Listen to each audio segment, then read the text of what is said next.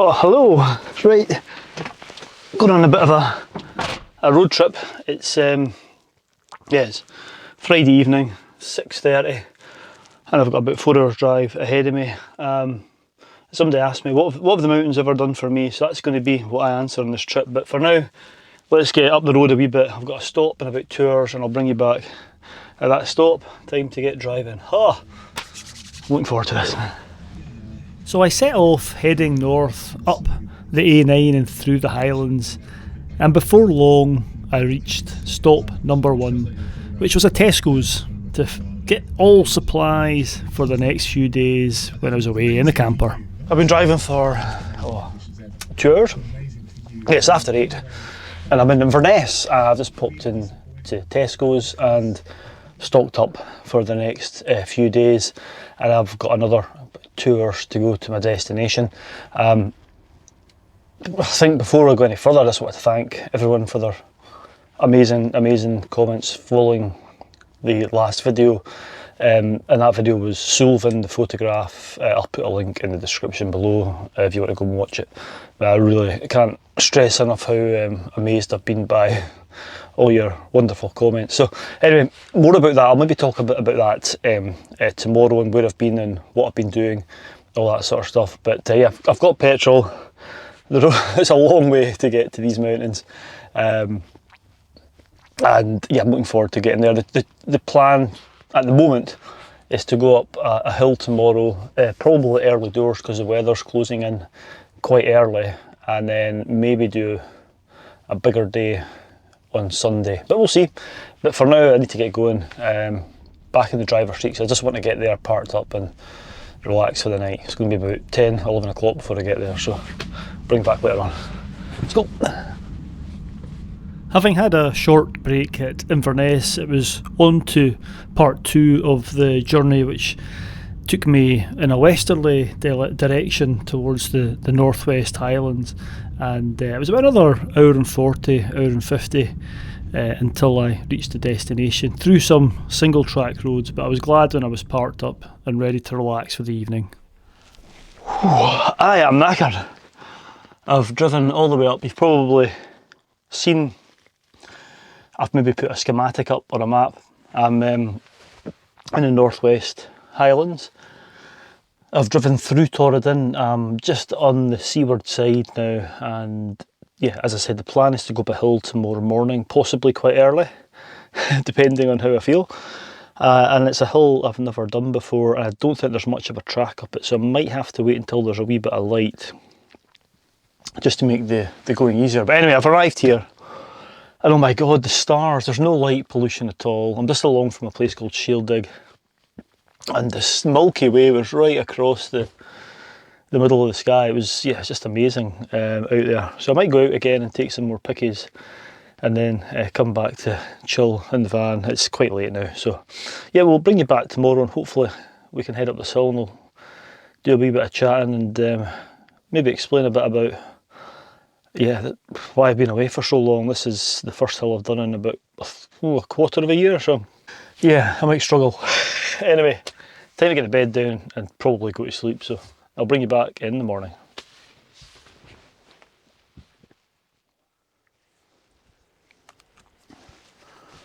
Oh, good morning. 8 o'clock, not the early start that I was hoping for. I didn't set an alarm and didn't wake up until about half an hour ago. Well, look at the sky behind me, it's starting to go pink. I don't think that's an omen of what's, well, it is actually, red sky in the morning.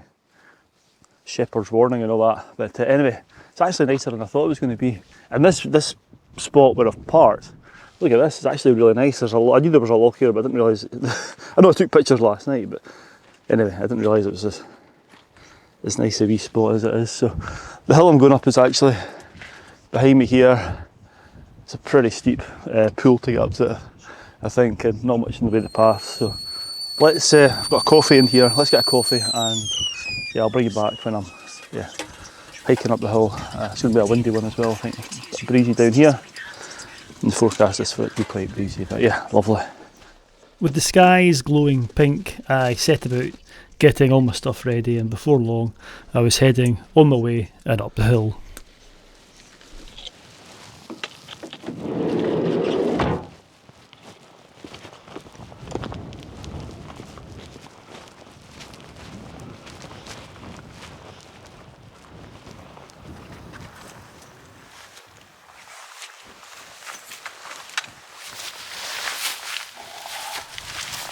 Well, it's a steep pool. I've come to this little ledge here. It relents a wee bit. I don't know if you can see behind me. This point here we're at just below 300 metres, and it's about 500 metre pool up onto the ridge behind me there. And I'm in, I don't know if I actually mentioned where I am, but I suppose I'm at the end of Torridon. This is a hill called Ben Shieldig, which I've never been up before. And over here behind me you can actually see the magnificent ridge, high ridge, which contains a few tops of Applecross. And that is another place which I think is underrated. A lot of Munro baggers or people that just go for the high tops won't go to these ones, but I did one of my favourite camps over there with a lovely beach under towering cliffs, and it's a magnificent area. So if you get a chance, go and visit the hills of Applecross. And you can also do them really quite easily, because from the Applecross Pass you can do one of them from there, so you're almost at the top anyway. But to get the full experience, it's better to walk in along the bottom. Anyway, this is pretty brutal. As I said, pretty much straight up. And yeah, once I get onto the ridge, I'm going to talk a wee bit about just why I've not been around for a while. This is the first walk I've done in about over 3 months. Well, that's a lie. I did Sullivan, if you watched that one. But apart from that, the last time I was out was with Jerry and Mark with an amazing inversion. You'll probably see some footage of that now when we went up Stobgower. It was lovely, but that was nearly a quarter of a year ago, which is just not like me. But there are reasons, and if you watch the Sullivan video, you'll have known that. I'll put a link to all these videos at the end, by the way. Anyway, right, let's get up here and I'll talk a wee bit about it, and why, for a number of reasons, the mountains have been missing from my life and the effects that's had on me. Right, look at the clouds. That is really bizarre. Look at the structure of the clouds. Wow. That must be something to do with the winds. I'll try and get a video of that and put it up, but let me know if you've seen those before. That is amazing. So let me know if you've seen cloud formations like this. It was really quite amazing. But anyway, I was on my way again, and it was a really steep, pathless pool up the steep slopes of Ben Shieldig, but I eventually got onto the ridge, and as you can see, the views were just tremendous. Well, I finally made the ridge. It's not too far, I don't think. Another 15 minutes I'll be there, but look at the views. The views over to the Torridon, Legach. You see Ben Gerard in behind Legach, and then I did get a view of Ben Alligan. Then over here, I can't remember the names of them, but the Munros that sit between Torridon and Achnashilach. It's just wonderful, and I can see over to Skye, and I can just see for miles. The weather's actually, it must be taking a bit more time to come through. The sun's coming out, because the forecast was for it to close in by late morning. Although we are still at 9:30, it might still happen, but the light is just beautiful. So yeah, let's crack on to the top, and then I'll sit down and talk a bit about what I've been hoping to talk about. Right, let's get to the top. Look at this sunshine. Wow, lovely.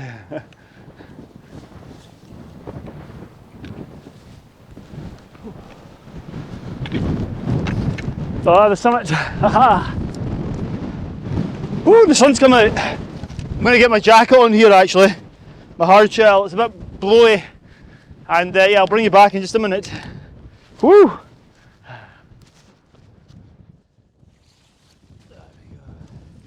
Woo!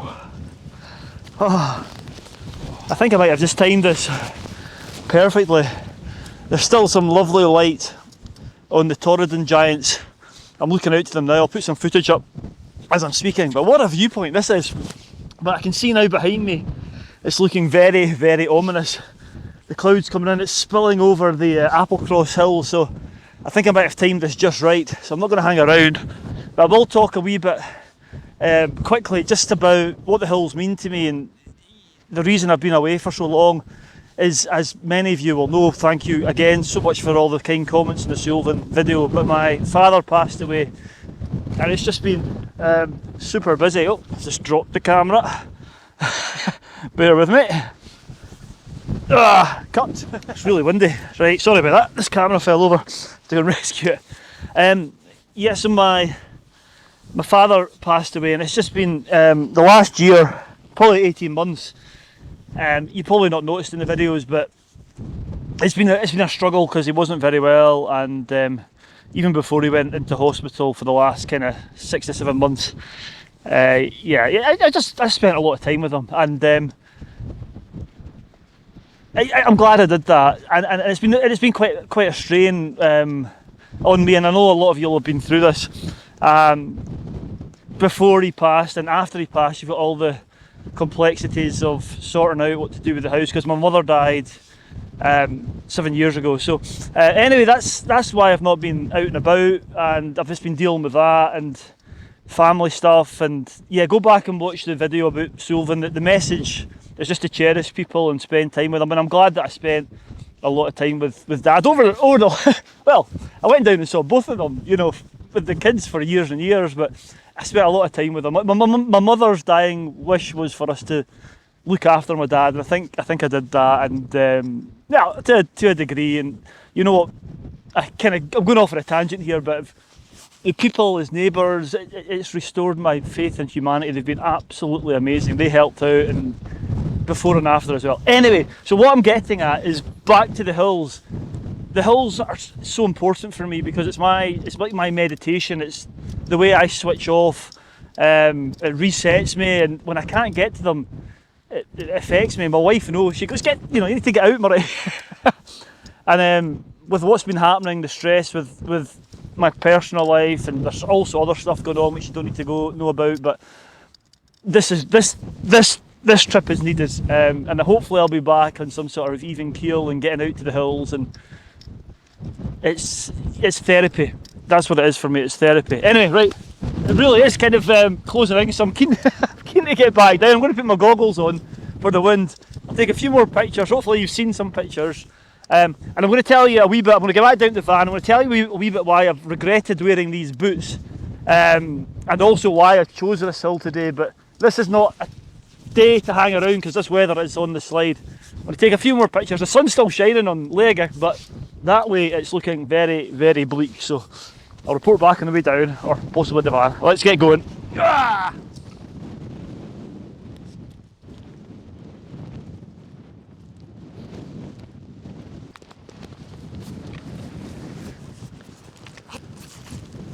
Oh right, I just stopped to I have a wee seat here actually. Yeah, just stopped to take my jacket off. The wind's died down, or I'm in a bit more shelter now that I've dropped down. I'm down about halfway. I'm about 250 metres at the moment. Such a lovely area, but it's steep. I didn't say, so Ben Sheldig is about, I should look at the map, 550 metres in height, so it's not big by any stretch of the imagination, but it does start close to sea level. And more importantly, if you've ever watched my videos in the past, you'll hear me banging on about how much easier hiking and hill walking is if there is a path, and there is no path here, and it's steep, soggy, slippy ground, which I'll come on to with these boots. The issue I've got with these later on.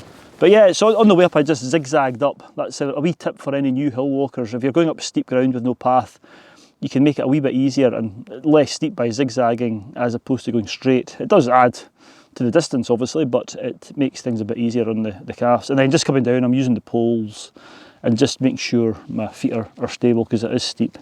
But it's lovely, it's beautiful. The cloud is coming in, it is spilling in from the west, but it's nice now that I'm off the ridge. I don't have the views but to the Torridon hills, but I've got the views to Applecross at the moment, which is just lovely. So yeah, I'm just taking my time because I'm going to be back in the van early, and yeah, I've got plans which I'll discuss later on as well. So yeah, what a day though, it's lovely. The early bird catches the worm and all that. Oh, talking about a good time and a wee blast of rain there. Just literally as I was setting the camera up. Yeah, I'm going to get a cup of coffee actually, cup of tea, cup of coffee, probably both. Then I'll bring you back and talk a bit about the boots, a bit about the hill, and yeah, just some more bits and bobs, right? Coffee time. Oh, right, I've just had my coffee and something to eat, and I was going to talk a wee bit about the boots. So the boots weren't great, and I have had this issue with them before. They're Scarpa, and I used to always buy Scarpa boots, and they fitted me perfectly, and then they changed their sizing, but I still bought a pair which were like half a size too big for me. And they're fine, they've lasted me for years. They're fine on normal paths, hill paths or plateaus, but on steep ground, because they're slightly bigger, I've got big insoles in them. It's weird, it's like when I'm placing my foot down, the pressure of the ball of my foot feels further back, and it sometimes unbalances me. It's nothing to do with the boots. The boots are really good, they're Scarpa Mantas. It's just the fact that I bought them and they were too big, which it shows you the importance of buying and trying on boots when you buy them. So I tend to just use them on short outings, but I just didn't, I just underestimated the steepness and the effect that would have on me. Anyway, I chose this hill today for a number of reasons. One, I just fancied coming to Torridon, and two, the forecast is as it is now, the cloud has lowered, it's actually raining outside, and the winds are to steadily get windier and windier as the day goes on, so 50 to 60 mile an hour wind, so I didn't want to go too high, and this was just a perfect, I mean it was windy enough up there, God. So this was a perfect hill to do it and to get back out, because as I said, it's the first hill in so long and my hill fitness is just terrible. It just goes to show I do have an exercise bike at home which I try and use, but the only way to keep truly hill fit is to get out as often as possible, which I haven't been doing for the reasons I said earlier on. So what have the hills done for me? What have they ever done for me? That's what I think the query or the question I got asked. Well, they've done a hell of a lot, going back to what I said in the summit. It's just, yeah, mental and physical health. I've talked about it before, but it's just, for me, it's just such a way to reset and get away. And even doing the editing, I enjoy doing the editing of the videos. I find that quite therapeutic as well. So anyway, I'm going to shut up now. I'm going to leave it. I'm away to go to another destination, which will be next week's video, hopefully. So join me then. But thank you for watching. As always, stay safe out there, and I'll see you on the next adventure.